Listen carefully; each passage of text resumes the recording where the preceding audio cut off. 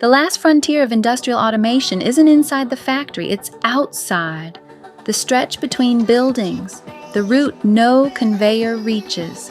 That's exactly where ecoro operates, connecting loading, transport, and unloading as one automated system. At Novare, the innovation center operated by Shimizu Corporation, ecoro shared this vision through an event featuring on-site driving tests, presentations, and Q&A sessions.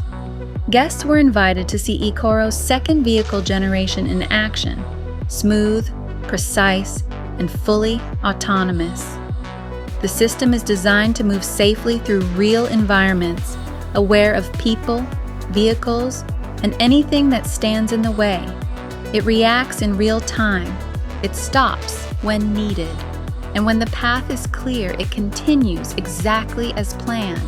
At the center is an AI-powered control center, orchestrating every shuttle, every route, and every handoff automatically.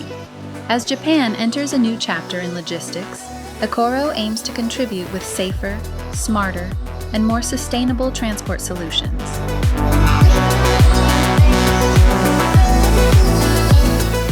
Built for today, ready to scale tomorrow. ecoro, automated freight from day one.